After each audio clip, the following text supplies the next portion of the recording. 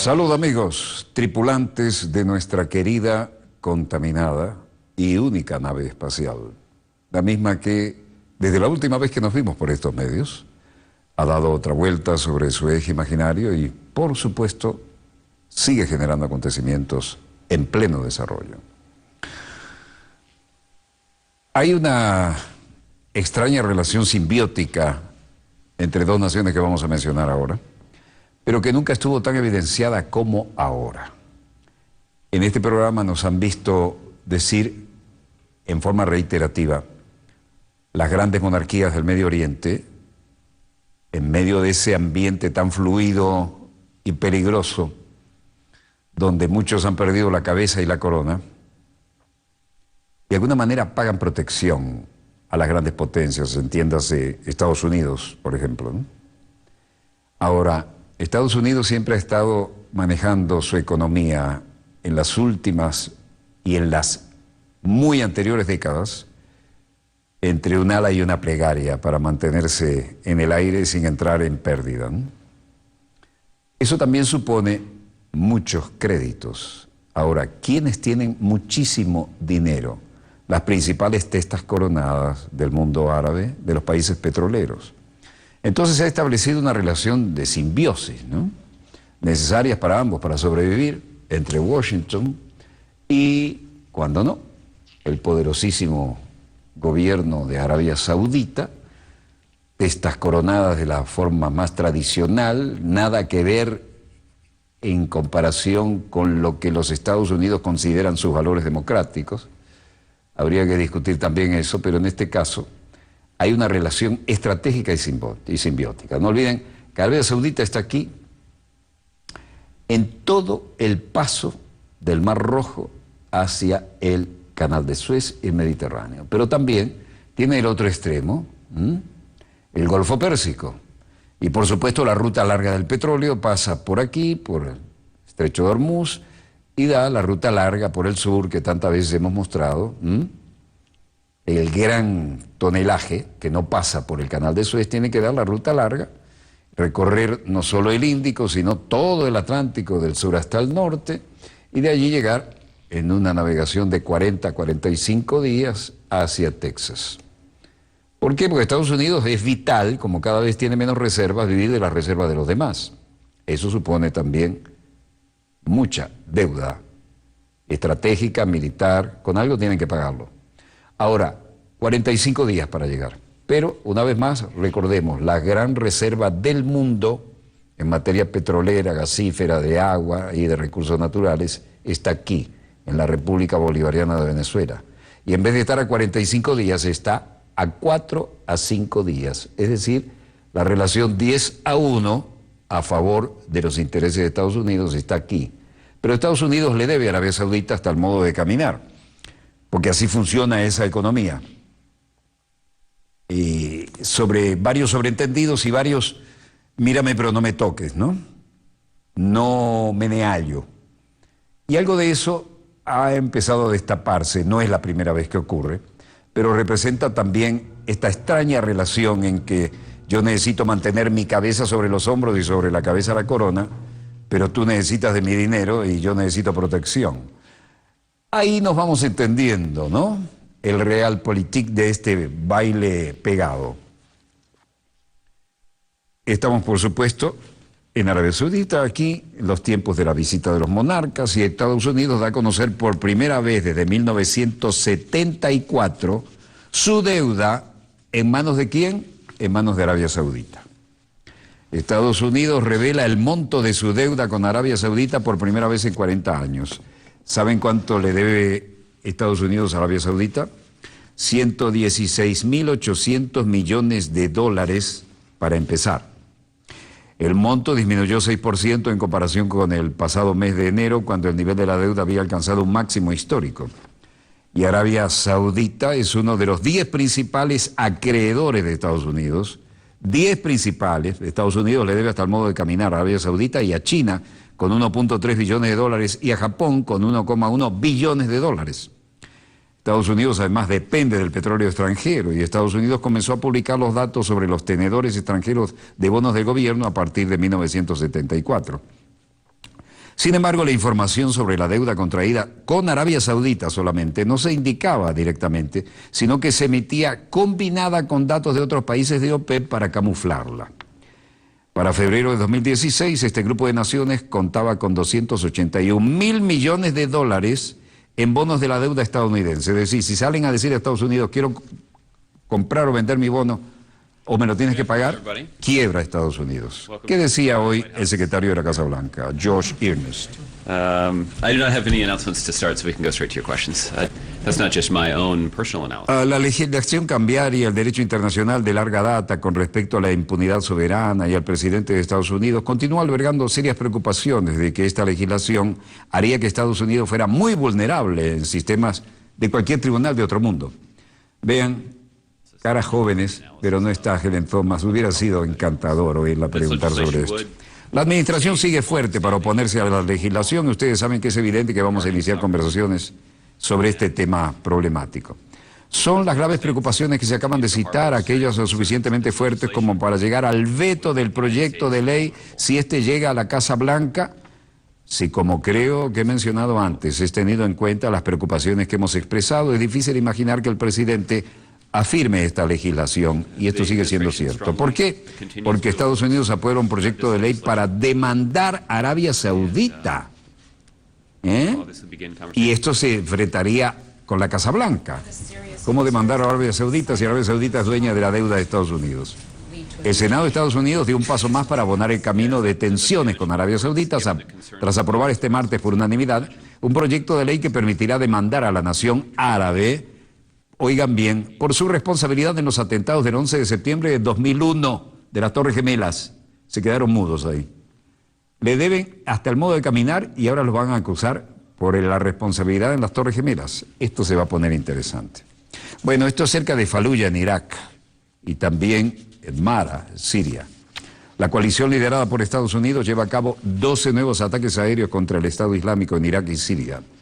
La coalición liderada por Estados Unidos ha llevado a cabo 12 bombardeos contra el Estado autodenominado Estado Islámico en Irak y Siria este lunes, y también el comunicado de este martes, la coalición afirmaba que 2 de los bombardeos han destruido una unidad táctica y un vehículo cerca de Al-Shaddai, así como un puesto de artillería, pero estos son actividades menores, ¿no? Josh Earnest, vocero de Casa Blanca, decía, Estados Unidos condena enérgicamente los ataques terroristas brutales en Irak, también los del ISIL, del Estado Islámico, que dirige específicamente a civiles inocentes.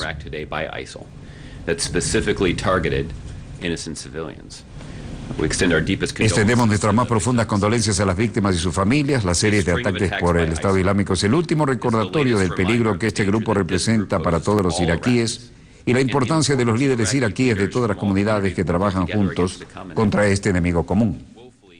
La Casa Blanca condena como bárbaros los ataques terroristas en Bagdad por parte del Estado Islámico.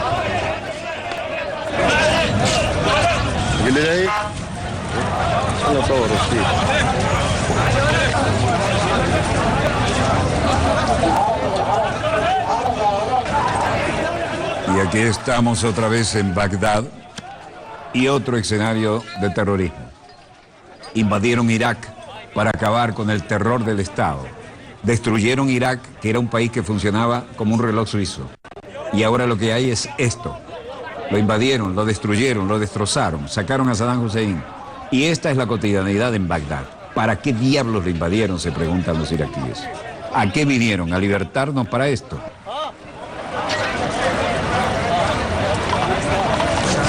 Nada menos que 63 muertos en 3 atentados en Bagdad.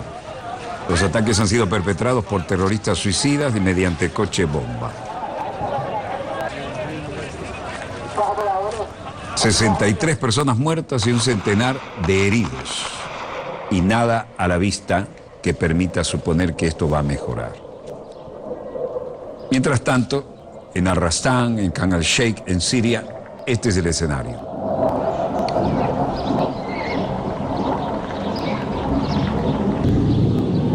Más niños heridos en ataques aéreos fuera de Homs. Los niños, al parecer, en esta guerra de videos estaban dentro de las víctimas. O los ataques aéreos del gobierno sirio fuera de Homs y Damasco. Un video amateur subido a un sitio web de medios sociales muestran columnas de humo que se levantan sobre lo que dicen que es la ciudad de Al-Rastan, situada aproximadamente a medio camino entre Homs y Hama. Los aviones militares fueron vistos por encima lanzando sus proyectiles y niños heridos se muestran en el hospital que pretendía funcionar como lo que queda de la ciudad. El video por separado dice que se muestra un ataque aéreo del gobierno a Khan el-Sheikh cerca de Damasco y no hubo reportes inmediatos de víctimas, pero no hay duda que era su voz. Los videos surgieron como grandes potencias mundiales vinieron en Viena el martes para tratar de acordar un alto el fuego en Siria y garantizar que la ayuda llegue a las zonas sitiadas. Bueno, paralelamente de esos esfuerzos aparecieron estos videos para demostrarles que una es la realidad del bla bla bla en Siria y otra la del terreno, como vemos aquí.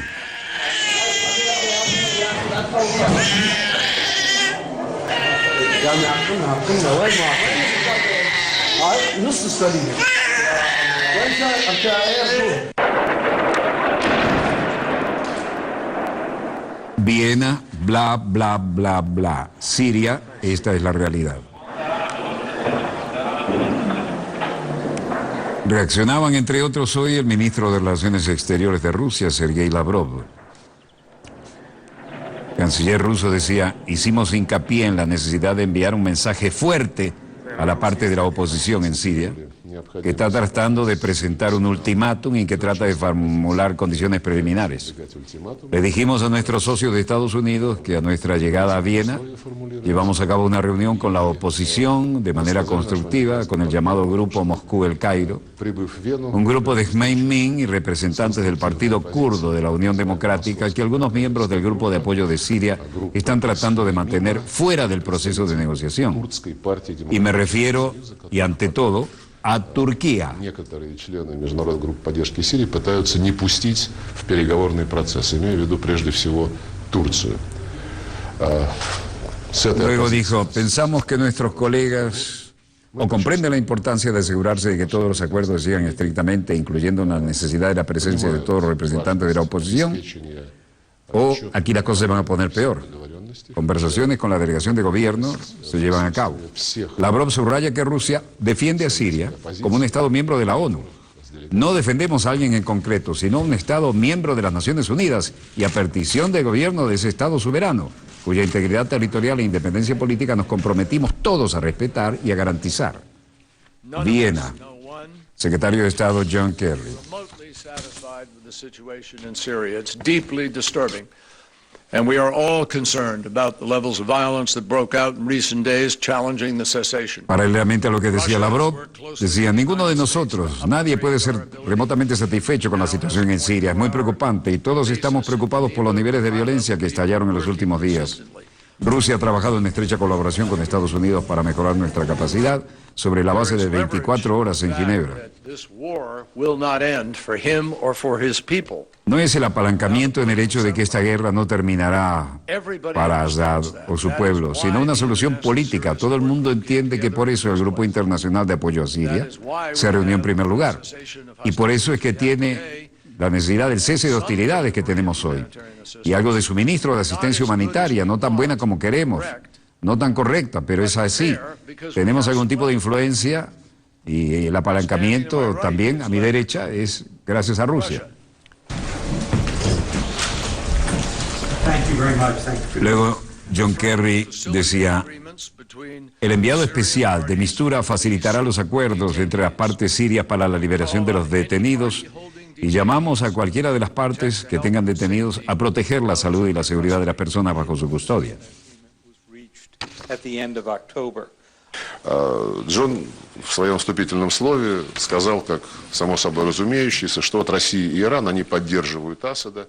John Kerry en su declaración de apertura dijo como si fuera algo que se da por sentado que Rusia e Irán estaban apoyando a Assad, pero no apoyan a Assad. Apoyamos la lucha contra el terrorismo. Hoy no hacemos ver en el suelo una fuerza más eficaz que el ejército del gobierno sirio, teniendo en cuenta esto y todos sus defectos. Le contestó bastante directo a Kerry, ¿no? Y de Mistura decía, No podemos esperar demasiado tiempo, queremos mantener el impulso. La fecha exacta no estoy en momento de revelarla porque dependería también de otros hechos. Lo que queremos decir con esto, que por supuesto Ramadán está en el foco de la atención, así que tenemos que tener esto en perspectiva y tenemos que tener en cuenta las conversaciones entre sirios deben ser creíbles y llegarán a ser creíbles cuando, como hemos escuchado, haya un desarrollo creíble sobre el cese de hostilidades y una mejora creíble del lado humanitario. Insistió en lo creíble. Quiere decir que hay falta de fe. Y se acerca el Ramadán, el mes sagrado musulmán, donde la gente ayuna, las cosas serían muchísimo peor en todo caso. Las potencias mundiales acuerdan reforzar el frágil cese del fuego en Siria, pero de ahí no pasa la cosa. أنا عايز أقول لكم إن في مبادرة عربية وفي مبادرة حاليا فرنسية وفي جهود أمريكية وفي Presidente egipcio Abdel Fattah al-Sisi. La actualidad existe una iniciativa árabe, una iniciativa francesa, y hay esfuerzos de Estados Unidos y hay un cuarteto en el que están todos trabajando hacia una solución de este problema. En Egipto no tenemos la intención de jugar un papel de líderes para ser líderes de este tema, pero estamos dispuestos a hacer todos los esfuerzos que contribuyan a encontrar una solución a este problema. كل الجهود اللي تساهم في إيجاد حل لهذه المشكلة. Posición realista del presidente egipcio. Obama, con sus problemas, al lado y lado, sacó de las manos de Benjamin Netanyahu y de Mahmoud Abbas. Abdel Fattah al-Sisi, presidente egipcio. Yo digo a nuestros hermanos palestinos que deben unirse a las diferentes facciones y no voy a añadir más a este punto con el fin de lograr la reconciliación rápidamente. Nosotros como Egipto estamos preparados para asumir este papel para otra cosa que ser simplemente leales. Y responsablemente queremos poner sobre la mesa una oportunidad real para encontrar una solución que es tan buscada, tan esperada. بمسؤولية فرصة حقيقية لإيجاد حل لهذه القضية التي طال Le pido a las facciones israelíes y a los líderes israelíes que se pongan a favor de un acuerdo para encontrar una solución de la crisis, y esto debe ser a cambio de nada. Debe ser bueno para las generaciones, para los niños, para las generaciones futuras. Puedo ver esto, y si esta esperanza se puede lograr mediante la búsqueda de una solución al problema y no se convierte en un Estado palestino fallido, puedo garantizar que todos podremos contribuir a la paz y la seguridad para ambas partes. من فضلكم الأحزاب الإسرائيلية والقيادة الإسرائيلية من فضلكم توافقوا من أجل إيجاد حل لهذه الأزمة ولن يكون ده مقابله إلا كل أمر جيد وعظيم للأجيال الحالية وللأبناء وللأحفاد El القادمين. presidente egipcio vuelve a ofrecerse como mediador entre israelíes y palestinos e insiste en el tema. No hay todavía una respuesta clara.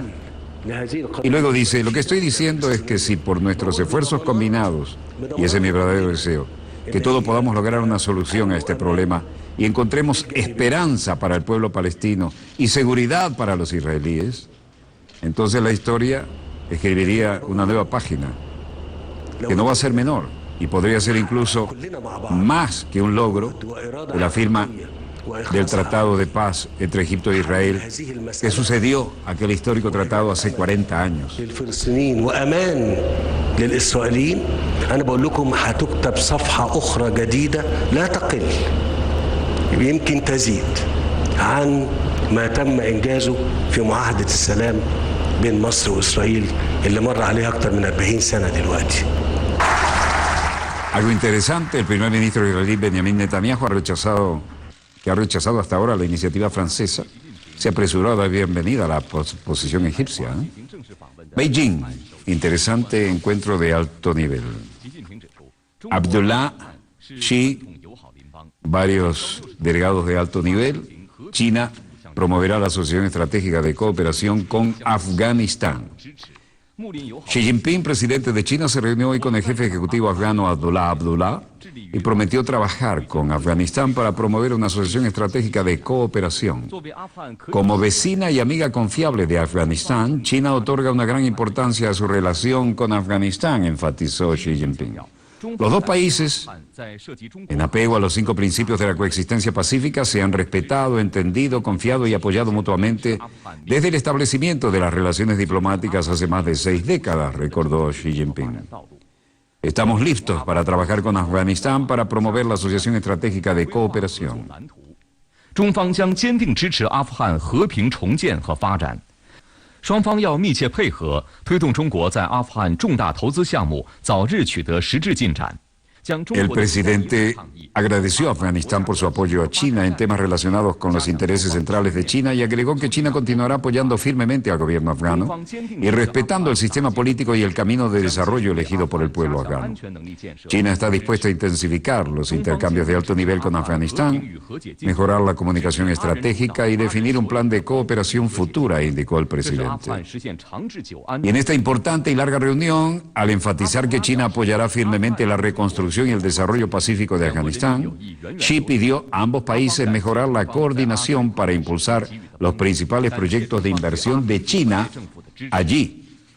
China continuará ayudando al desarrollo de recursos humanos en Afganistán y alentará los intercambios especialmente entre los jóvenes, los grupos de expertos, los medios de comunicación, los gobiernos locales, enfatizó el presidente chino.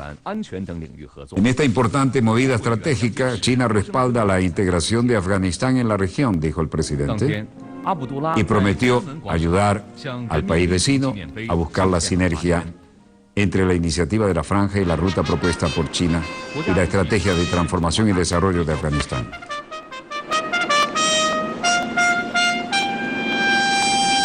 Gran protocolo, presentación de credenciales de embajadores en China. Se hace en un día y todos los nuevos embajadores presentan credenciales.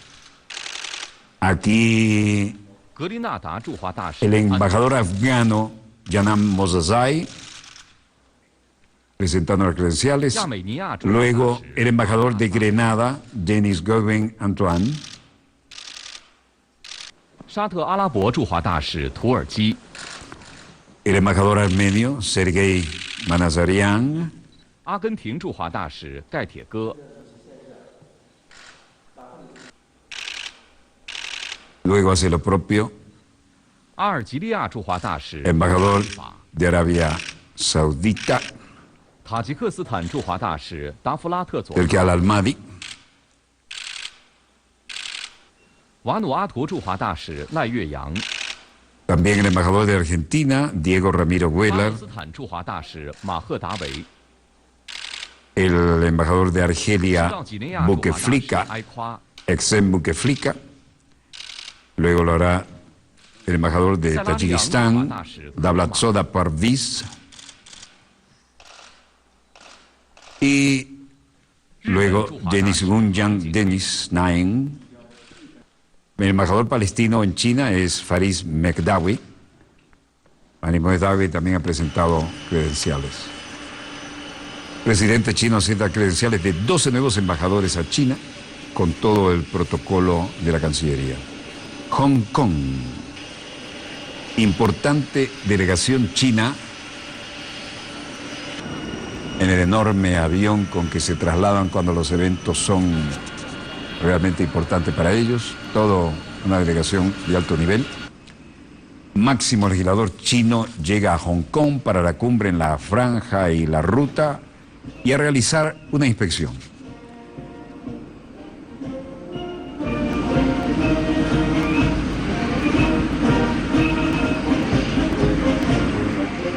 El máximo legislador chino Zhang Dejiang llegó hoy martes a la región administrativa especial de Hong Kong para asistir a la cumbre de la Franja y la Ruta.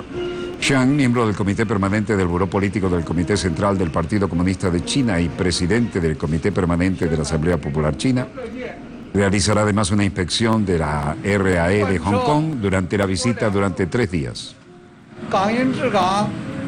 Voy a escuchar sugerencias y demandas de todos los sectores de la sociedad con la ejecución del principio de un país, 2 sistemas.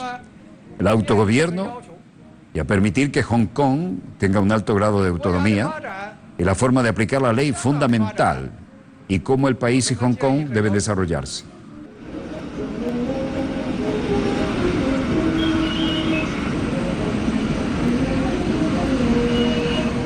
Es necesario recordar que Hong Kong, la ex colonia británica, había mantenido una relativa independencia de la Gran China y tenía una vida muy intensa, ¿no? La transición tuvo que hacerse con una sutileza enorme. Hablando de Hong Kong, gente que protestaba fue objeto de acciones de la policía. Un organizador de la protesta, el legislador Leung Kok-hung, señalaba que desde la llegada de Yang, presidente del Comité Permanente de la Asamblea Popular de China Nacionalista, esto estaba bien protegido por la policía y nadie podía siquiera acercarse a él. Pero nosotros queremos que oiga la voz del pueblo de Hong Kong que no está de acuerdo cómo van las cosas.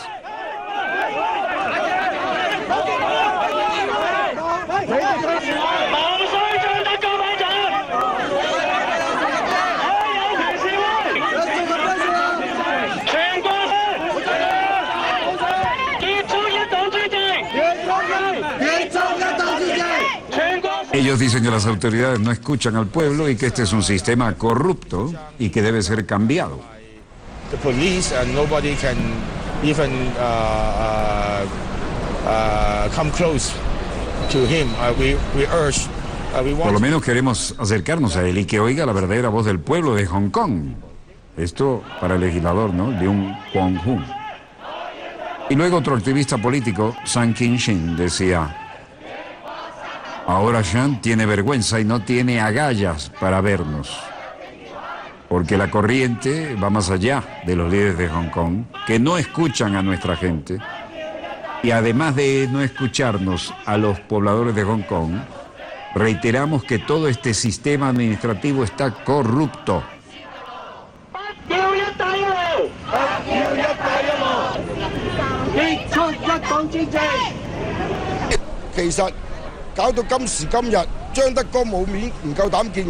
No tiene agallas para vernos cara a cara. Hong Kong no escucha a la gente y el sistema es corrupto. En Hong Kong la gente estamos muy claros al respecto. Queremos un sufragio universal y un diferente ejecutivo, totalmente nuevo ejecutivo para Hong Kong. Varios detenidos durante la protesta por la visita del número 3 de Beijing. Ellos querían que entendieran cuál es la realidad local. Grupos de manifestantes contrarios al control político que ejerce el Partido Comunista Chino sobre el territorio costero así lo manifestaron. Y esta es la base aérea de Zaragoza, en España, donde esperan recibir 50.000 visitantes en una jornada de puertas abiertas con demostraciones aéreas y escuadrillas de acrobacia y equipos de todo tipo. En horario de las 8 a las 14, los visitantes podrán ver exhibiciones de la patrulla acrobática de helicópteros ASPA. Además, habrá demostraciones de vuelo de los F-18, los Eurofighter, los F-16. Y para los que no ven en España, el acceso se realizará por la entrada sur de la base, la salida 308 de la autovía A2. No se pierdan este espectáculo aéreo, va a estar estupendo, ¿no? El evento tiene lugar dentro de las maniobras de la OTAN, Tiger Meet, las de mayor envergadura realizadas en Zaragoza y comenzaron el lunes y se prolongarán hasta fines de la semana que viene. Se llevarán a cabo 130 vuelos de entrenamiento diarios protagonizados por 97 cazabombarderos, helicópteros y otras aeronaves de 14 países, además de la Alianza Atlántica, se han desplazado a la base aérea de Zaragoza. Bueno, para los fanáticos de la aviación es una oportunidad poco frecuente. Le dejamos con esta demostración que además tiene un mensaje internacional, ¿no? No es solo para los españoles y los zaragozanos. Está mostrando músculo, dada la fluida situación que hay al sur del Mediterráneo, al extremo del Mediterráneo, bueno, y en toda la zona de influencia. Bueno, es el momento de revisar los monitores una vez más. No hay nada que mejore lo que tenemos para ustedes en ninguno de los servicios. Si así fuera, lo bajaríamos de inmediato y lo compartiríamos con ustedes. Un breve corte y volvemos con más acontecimientos en pleno desarrollo. No se vayan, ya volvemos. Volvemos con más acontecimientos en pleno desarrollo y antes de entrar al panorama internacional, o más bien en otro enfoque del panorama internacional, nuestro embajador sin fronteras, el buque escuela legendario Bravo Eco 11, ya está en otra navegación de instrucción Y la posición que nos acaba de dar la sala situacional de la Armada es la siguiente. 17 grados, 16 minutos norte. Estos son paralelo 10, 17 un poco más arriba, casi cerca del 20, y 74 grados oeste. A ver. Este es el 70, así que estaríamos en esta posición más o menos, y el rumbo 332, así que está aproximadamente en esta posición. El rumbo es 332 y lleva una velocidad de 7 nudos y se estima para el día 19 el arribo a el puerto de la hermana República de Cuba, Santiago de Cuba. Sí, Santiago de Cuba, el día 19 tendrán la visita de nuestro embajador sin fronteras. Nuestro agradecimiento al contraalmirante José Villafaña Valdivieso de la Sala Situacional de la Armada, que nos mantiene al minuto en la posición de Bravo Eco. Ese hermoso embajador sin fronteras, en el cual somos tripulantes honorarios y en el cual hemos estado a bordo tantas inolvidables veces.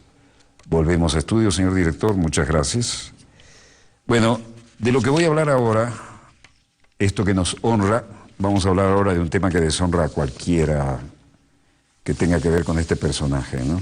Uribe, Álvaro Uribe Vélez, el Paraco. El grito es Uribe Paraco, el pueblo está berraco, como expresión coloquial, ¿no? Nos va a llegar algo aquí. Pero en fin, dejemos que sea la historia pública, notoria y conocida de este señor, que ha dado la vuelta al mundo, la que nos diga quién es este caballerete. Acontecimientos en pleno desarrollo y tal como la hemos recibido de una fuente absolutamente confiable, se la hacemos partícipe a ustedes. Veamos estos acontecimientos en pleno desarrollo que no necesitan comentario. Aquí... Pueden decirme lo que quieran, paramilitar o lo que quieran.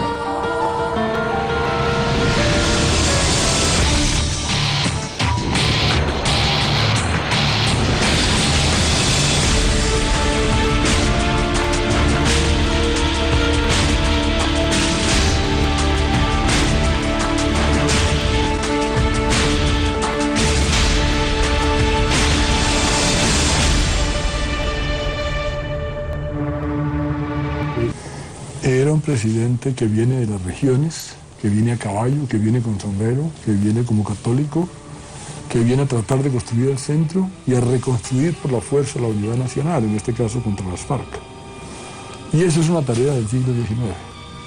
Por eso Álvaro Uribe no es un estadista, es más bien un general que tiene un enemigo, que es las FARC.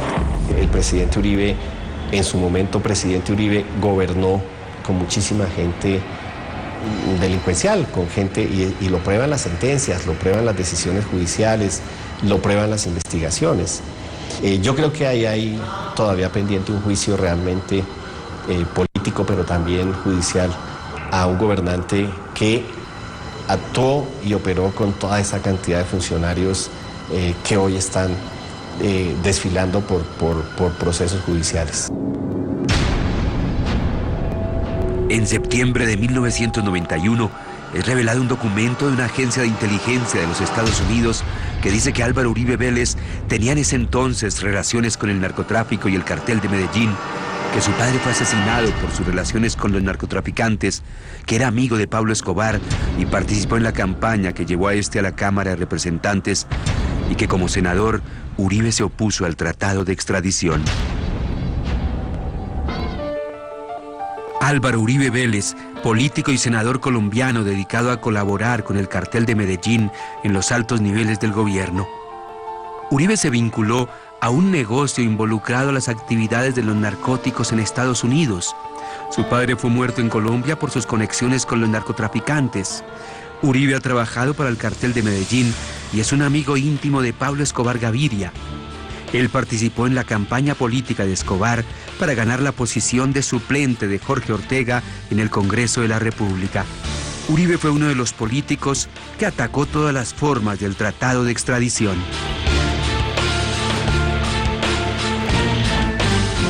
El periodista Fernando Garavito, coautor del libro El Señor de las Sombras, fue expulsado del Espectador, después fue amenazado y tuvo que salir al exilio. Yo estaba viviendo en Miami y la opción más rápida, porque tenía visa y porque yo tenía una casa allá, fue irse para Miami. Él salió con su hija menor, Manuela, que en ese momento debía tener 9 años, y su esposa Priscila Welton y su hijo Fernando lo siguieron un mes después. Ya en ese momento empezaron una peregrinación por Estados Unidos, pasaron por Maine y de Maine pasaron a Nuevo México, que fue el último lugar de residencia de mi papá, donde encontró mucho apoyo por su trabajo periodístico y de investigación sobre la situación dramática de corrupción que tenemos en Colombia. Cuando yo leo ahora esas páginas y veo el cumplimiento de cada uno de sus pronósticos, particularmente lo que es la operación de chuzadas del DAS y cosas por el estilo, las peleas con el Poder Judicial, los esfuerzos por silenciar a los jueces, todo eso Garavito lo había pronosticado desde el propio año 2002. Álvaro Uribe y sus hijos han presentado alguna vez su declaración de renta. Aunque han prometido, por lo menos en 2 oportunidades, primero el presidente públicamente en una locución presidencial televisada ante todos nosotros dijo que iba a entregar su declaración de renta, nunca lo ha hecho. Esa es una información que sería muy importante conocer, ya que muchas empresas que fueron beneficiadas durante su gobierno, como por ejemplo la Drummond, después han resultado inmersas en casos de corrupción, de contaminación al medio ambiente y también de violación a los derechos humanos. Y de sus hijos tampoco. Sabemos que tienen Salvarte, sabemos que se hicieron una gran oportunidad en la sabana de Bogotá, cambiando la destinación de unas tierras de agrícolas a zona franca, y que esa zona franca fue aprobada por los funcionarios y por los funcionarios de su padre, pero no sabemos qué tan ricos son, no sabemos qué negocios tienen. Sabemos que es hijo de un tipo oscuro y tenebroso, que igualmente es hermano de un personaje también de las mismas características, y que siempre ha estado, todo su entorno y su contexto ha sido el crimen y el narcotráfico. ¿Se han descubierto vínculos entre Alberto Uribe Sierra, el papá de Álvaro Uribe, y Pablo Escobar? Pues sí, claro, no se han descubierto, son evidentes, son amigos. El papá de Uribe hacía corridas de toros en favor de las empresas de Pablo Escobar, y cuando murió Uribe Vélez fue en el único helicóptero que había en Colombia que podía volar de noche, que era de Pablo Escobar, y era un helicóptero al que precisamente Uribe le había dado la licencia de operación en Colombia, siendo director de la Aerocivil. O sea, hay incluso videos de Pablo Escobar condecorando al papá de Uribe y a un narcotraficante que era rejoneador por las corridas de toro estas que hacían. Al terminar la alcaldía, que fue, digamos, hubo bastantes controversias, pero no muchas, es mucho más controvertida la carrera ulterior de Álvaro Uribe, lo nombra el presidente Turbay, lo nombra en la Aeronáutica Civil. Y eso es un cargo importante, hay que decirlo, porque en ese momento, estamos en 1980, 1981, fue el momento en el cual en Colombia se inicia la lucha contra los carteles de la droga. Es el momento en el cual Rodrigo Lara Bonilla, el ministro de Justicia del nuevo liberalismo, inicia la guerra contra Pablo Escobar y contra Carlos Leder en ese momento. Primero director de Aerocivil fue, sí. Él llegó a reemplazar a un señor, Uribe Senior, si mal no recuerdo, a quien asesinó la mafia porque no se prestó para lo que después sí se prestó Álvaro Uribe Vélez. Todo eso está documentado en los periódicos, publicado. Yo trabajaba para el periódico El Tiempo en esa época y cubría precisamente Aerocivil, por eso era que me tocaba ir allá y yo vi y conocí todo eso. Durante la gestión de él en la Aeronáutica Civil, como le cuento, lo que él hizo fue trabajar para la mafia. Él fue el que les dio todas las licencias de operación de las pistas y de funcionamiento de los aviones, que fue lo el elemento fundamental que permitió el crecimiento del cartel de Medellín, que incluía todo el narcotráfico colombiano. Se concedían muchas licencias, muchas de las cuales terminaron en vehículos que fueron para manos de narcotraficantes. Entonces sobre eso hay un gran debate. El secretario de Álvaro Uribe, el secretario general de la Aeronáutica Civil era César Villegas. César Villegas fue una persona conocida como el Bambi, una persona muy simpática, un ingeniero aeronáutico que fue asesinado años después de haber sido condenado por enriquecimiento ilícito en el cartel de Cali. A Uribe Senior yo lo conocí, yo cubrí Aerocivil, como digo, y fue lamentable cuando lo mataron realmente, y se sabía que la muerte de él se debía a que no se había prestado para trabajar en favor del narcotráfico, como después sí lo hizo Uribe cuando llegó, que fue el que lo reemplazó. De la muerte de él, que yo sepa, nunca se investigó nada, como es natural en Colombia.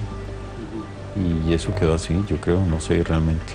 El cargo que él ocupó era muy importante para el naciente grupo narcotraficante, el Cartel de Medellín, quien por aquella época había encontrado la manera de traficar droga por medio de aeronaves muy pequeñas y rápidas desde el norte de Colombia, especialmente desde Antioquia y desde Córdoba, hacia la ciudad de Miami, donde estaba, digamos, la operación grande de los narcotraficantes en Colombia. Hay más de 150 licencias que se concedieron a pistas y a helicópteros concedidos por Álvaro Uribe Vélez. Él siempre ha dicho que no asume la responsabilidad porque quien autorizaba esas pistas y esas aeronaves eran los comandantes de brigada y su subdirector técnico. Su subdirector técnico lamentablemente murió abaleado en las calles de Bogotá cuando estas denuncias estaban haciendo públicas en la campaña presidencial de 2000. Había estado haciendo unos contactos con el gobierno de los Estados Unidos para volverse informante, y en ese momento Uribe era candidato a la presidencia de la República y lo asesinaron. ¿Le había anunciado que iba a denunciar a Uribe? Él no había anunciado, pero yo sí supe que él iba a ser informante para el gobierno de los Estados Unidos contra el narcotráfico, el cartel de Medellín y todo esto, mundo al cual pertenece Uribe. Yo lo supe de fuentes directas del gobierno de los Estados Unidos y lo asesinaron. Él salió de la aeronáutica civil con este inmenso rabo y horripilante rabo de paja con el narcotráfico, y después fue alcalde de Medellín, lo nombró Belisario Betancourt. No me acuerdo cuánto duró en ese cargo, pero sí recuerdo que lo despidieron del cargo por haber aterrizado un día en medio de una plaza de toros de mafiosos que estaban celebrando unas fiestas y unas corridas de toros, y él llegó, aterrizó ahí donde sus amigos los mafiosos, y el escándalo hizo que lo votaran. El presidente para entonces era Belisario Betancourt. La masacre fue realizada el 5 de junio de 1990. Fue realizada por ejército de la zona, policía de Yarumal y el grupo de los 12 apóstoles que operaban juntos. Los 12 apóstoles lo encabezaba el cura del pueblo, el hermano de Álvaro Uribe, Santiago Uribe. Ellos, las primeras reuniones las hicieron en Santa Rosa de Osos, cuando empezaron a organizar el grupo. Ellos asesinaron mi familia. De la masacre quedaron 3 sobrevivientes, un menor de dos meses, el hijo de Elvia, de 2 mesecitos de nacido. Mi hijo de 9 añitos fue torturado, lo golpearon, pidiendo que les dijeran en dónde estaban las armas, que quiénes eran ellos.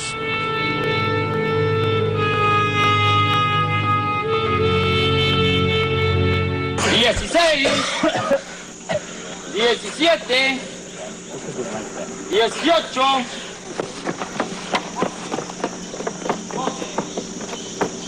¿Quiénes somos nosotros? Nosotros somos una autodefensa. Nosotros estamos luchando contra el Partido Comunista y todo grupo subversivo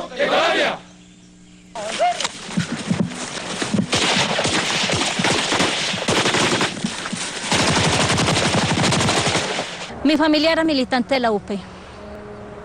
Todos en la familia éramos militantes de la UP y por eso teníamos la persecución política, por eso tuvimos tantos desplazamientos, por lo mismo.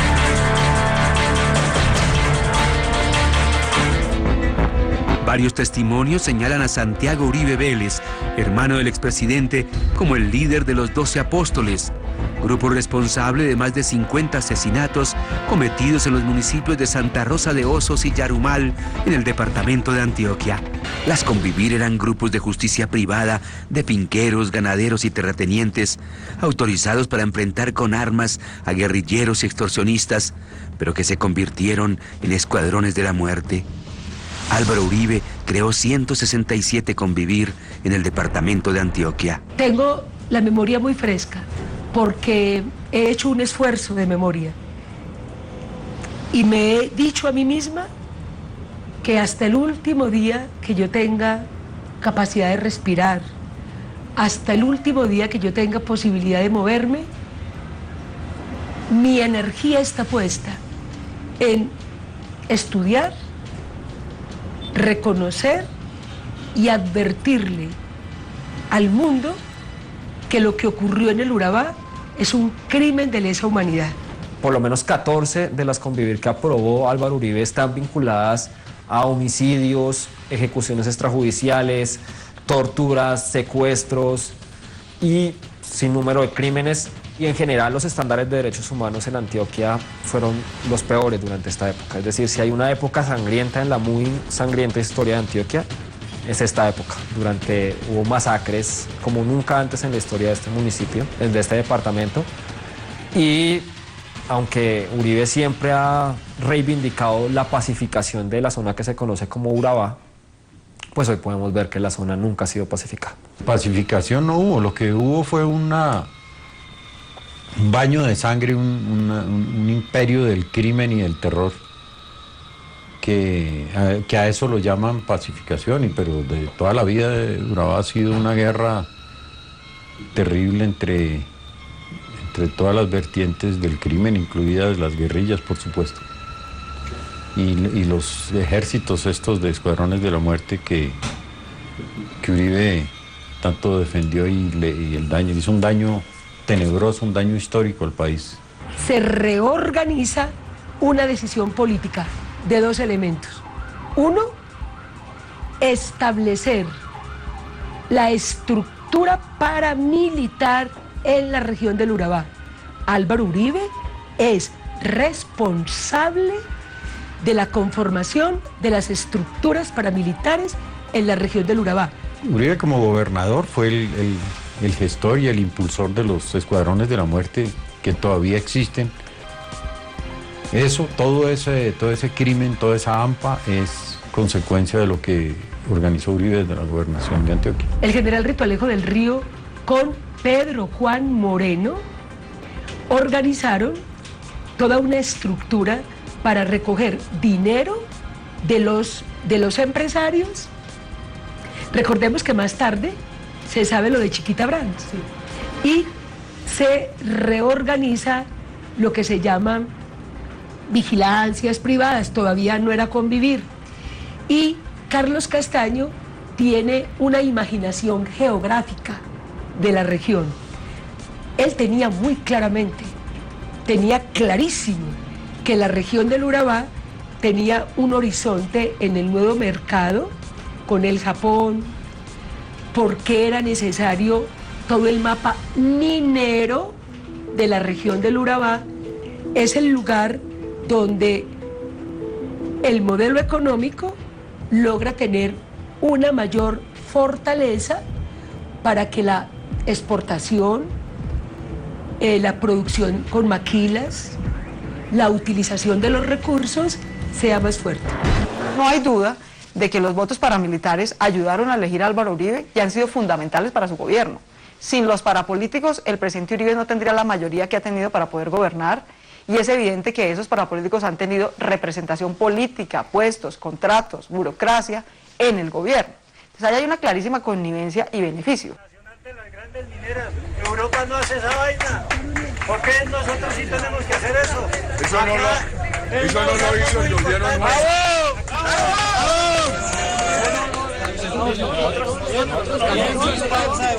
¿Quién es el dueño de la EPSA? Los lecheros en mi gobierno.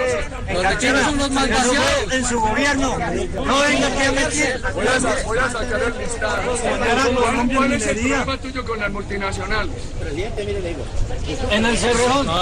Esta mañana escuché por Caracol que esas regiones donde está la gran minería, en lugar de mejorar su calidad de vida, se han empobrecido más. Esta mañana lo escuché por Caracol.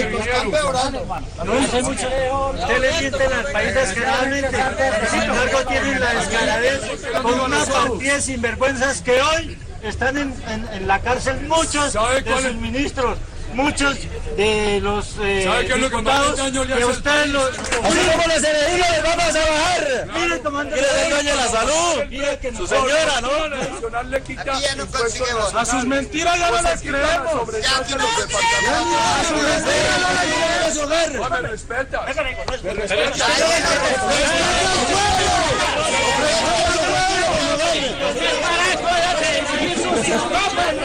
Boyacá no lo quiere, no es gato. ¡Queremos una vida digna! ¡Que viva el Maraco! ¡Arriba el campesino!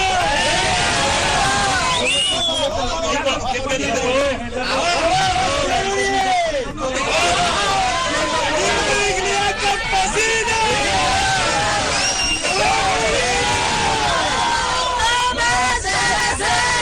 ¡No más TLC! ¡Para afuera, Boyacá! ¡Unido estaba! ¡Afuera!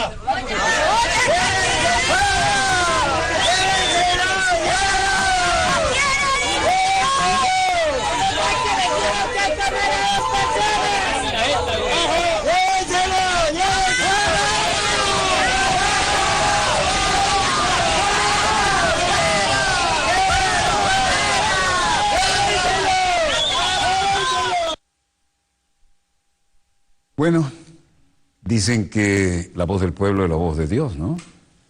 Vox Populi, Vox Dei. Si esa es la realidad, ¿con qué moral este señor se ha permitido hablar de nuestro gobierno y de nuestra soberana República Bolivariana de Venezuela? Y esto nos llegó de Colombia, ¿eh? Ahora, no es esto solo. Tenemos varias horas de cosas como esta. En un trabajo sorprendente, que por supuesto es una fuente que nos reservaremos. Pero no deja de ser contundente, ¿no?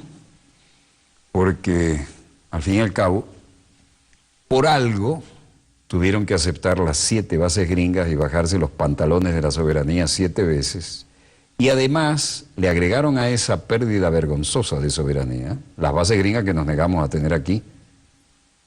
Además, firmaron un acuerdo según el cual, haga lo que haga, los numerosísimos soldados, hombres de inteligencia y gringos de todo tipo y calibre que andan como Pedro por su casa en Colombia, hagan lo que hagan, así le violen un familiar al presidente, no pueden tocarlos, tienen que entregárselo a su propio comando.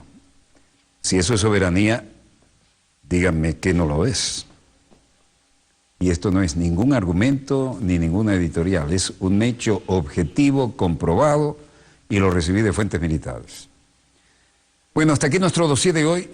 Volveremos mañana, Dios mediante, cuando nuestra querida, contaminada y única nave espacial haya dado otra vuelta sobre su eje imaginario y estemos aquí para contarles la pequeña gran historia de las próximas 24 horas. Desde el estudio 3 de Venezolana de Televisión, el canal pionero de la televisión venezolana, finaliza aquí Dossier,